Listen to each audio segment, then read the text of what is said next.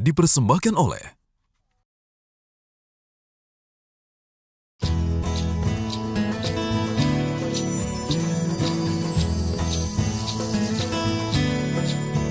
Pemirsa, Anda masih bersama saya Primus Dorimulu dalam acara Sio Talks. Pak Handoyo, Ya Pak, ini Ana Batik ini sudah berapa tahun? kita beroperasi sejak Juni 2002 Pak. Jadi tahun ini kita berusia 13 tahun ya Pak. 13 tahun. Masih remaja ya Pak ya. Masih remaja. Dan Anda CEO kedua ya? Saya CEO kedua, Itu saya mulai bergabung di Januari 2006 Pak. 2006? Iya, Pak. Tahun 2006. Iya Pak. Berarti sekarang ini sudah 9 tahun ya? Tahun ke-10 Pak. Tahun 10. CEO terlama. CEO terlama. Berarti paling disayang sama shareholder. Paling saya.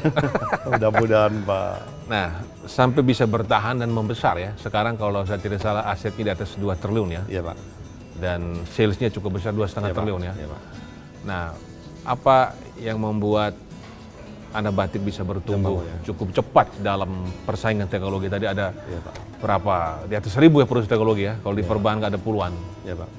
Kita memang sadar bahwa Ana Batik dimiliki oleh ex-profesional Pak pada dasarnya. Secara keuangan, secara capital kita tidak kuat Pak. Jadi kalau Sun Tzu kan bilang kalau mau bertarung, lihatlah diri sendiri. Gitu. Lihatlah lawan dan lihatlah di medan peperangan Pak ya. Jadi kalau kita melihat diri sendiri, kita bukanlah yang kuat dalam arti keuangan.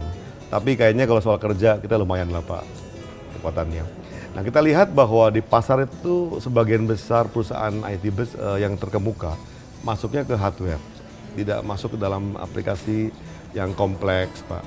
Jadi ada satu ceruk pasar yang saya pikir belum banyak dijamah. Itulah yang kemudian kita masuk Pak. Jadi kita coba masuk ke situ dalam ceruk itu dan kemudian kita genjot Pak. Jadi cari ceruk, kita bikin bisnis model, cari referensinya, kita genjot Pak. Jadi kira-kira strategi yang utama seperti itu sih Pak. Nah, hampir 10 tahun di Ana Batik ini, apa yang Anda lihat menjadi kekuatan perusahaan ini sehingga bisa bertumbuh? Saya percaya sekali kepada sumber daya manusia Pak, people. Dan ada kedua adalah corporate culture.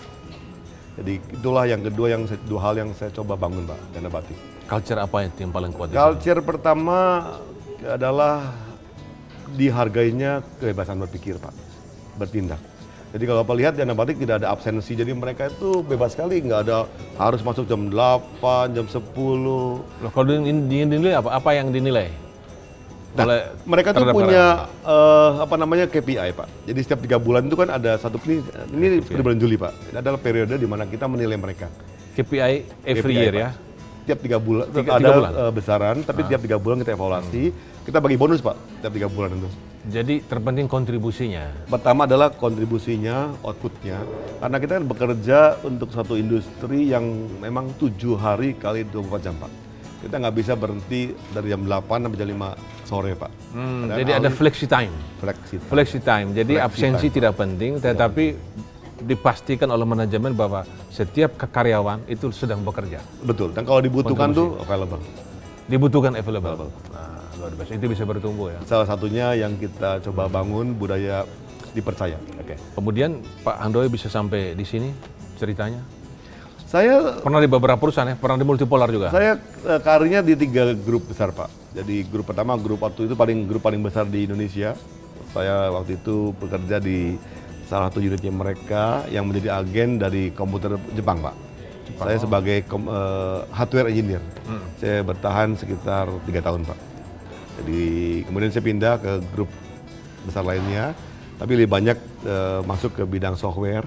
Tapi nggak lama juga, 2 tahun saya disuruh pegang jadi GM Pak, sebuah divisi hardware. Itu hardware masih cukup profitable Pak, jadi ya cukup bagus lah Pak. Baru kemudian saya dipindahkan dalam satu grup juga, pegang media Pak, kabel TV. Kabel TV. Kemudian bergabung dengan grup Ana Batik Pak. Apa kira-kira ke depan yang masih Untuk saya, menjadi pribadi Pak? Saya pribadi Handoyo, sebetulnya apa yang mau dicapai lagi? Sudah CEO, perusahaan udah maju 10 tahun ini. Saya tuh selalu berpikir kenapa bangsa ini tidak bisa maju gitu ya. Ya. Saya bicara dengan Pak Kasali, Profesor Kasali. Rinal Kasali. Rinal Kasali. Beliau kan profesor bidang manajemen. Ternyata menurut beliau dalam risetnya, kenapa negara ini nggak maju katanya? Karena sebagian besar manusia Indonesia adalah manusia passenger, bukan driver. Oh, Jadi tidak ada penumpang. inisiatif, menunggu penumpang kan ya tenang-tenang saja, ngantuk-ngantuk nyampe kan Pak. Jadi ya Ngantuk-ngantuk semua toh nyampe drivernya juga. saja kan Pak. Jadi intinya sebagai manusia itu perlu dibangun buat mereka-mereka yang punya gairah, punya aspirasi, berani bermimpi. Karena mimpinya takut Pak. Jadi tema kita tahun 2012 adalah ke Belitung Pak, ke daerahnya Pak Ahok gitu Pak. Ya. Ke daerah Belitung kan Laskar Pelangi. Intinya adalah harus berani bermimpi lah. Ya. Jadi saya ingin melihat Indonesia itu maju dalam bisnis IT. Ya, selalu benchmarknya paling nggak dengan negara yang satu rumpun lah, Malaysia. Di Malaysia itu perusahaan IT terbesar sudah punya market cap, kapitalisasi pasar itu hampir 25 triliun. 20 triliun. Perusahaan IT terbesar di Indonesia baru sekitar 2 triliun. Jadi Berapa kali hanya lipat? sepersepuluhnya dari sebuah negara yang penduduknya cuma sepersepuluh kita, Pak. Jangan bandingkan dengan India lah. Nah, saya ingin melihat perusahaan Indonesia itu ada juga yang paling tidak sama atau lebih besar, Pak. Di Asia. Tapi ini adalah prospek bagi Prospek. para pemain di bidang ini, termasuk Kita Anabatik. ngajak teman-teman juga di Ya. industri, ayolah kita kenapa kemudian kalah dengan negara jiran. Nah, Anabatik sendiri ke depan begitu disebut Anabatik Technologies, Ya, Pak. maunya ya langsung dipersepsikan oleh masyarakat sebagai apa, Pak? Perusahaan IT yang terhormat, Pak. Perusahaan IT terhormat. Oh, luar biasa. Terhormat itu kan tidak mudah. Terhormat kan. Itu penjelasan lain adalah Jadi warga usaha yang baik lah itu. Jadi bisa memberikan nilai tambah kan Pak. terhormat dalam Bisa memberikan memberikan nilai tambah. jasa, Berguna. ya, Ya kan Pak. dalam memberikan solusi. Solusi pasti Pak. Jadi kita emang melihat tadi yang saya cerita ceruk pasar yang Ya. tidak diambil, kita akan ambil. Sehingga paling enggak saya pikir Indonesia tuh harus paling sedikit ya, menjadi tuan rumah lah di negerinya sendiri. Ya. Di bidang software dan jasa. Ya. Pemirsa, demikian perbincangan saya dengan Handoyo Sucipto, CEO PT Anabatik Technologies Tbk. Sejumlah hal kita dengar, tetapi yang saya catat adalah bagaimana prospek bisnis teknologi informasi di Indonesia yang sangat besar.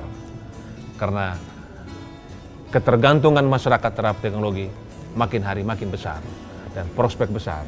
Dan disinilah Anabatik Teknologi ke depan ingin menjadi perusahaan terkemuka di bidang teknologi dan menjadi penyedia solusi TI terpadu. Kita jumpa lagi dalam CEO Talks berikutnya.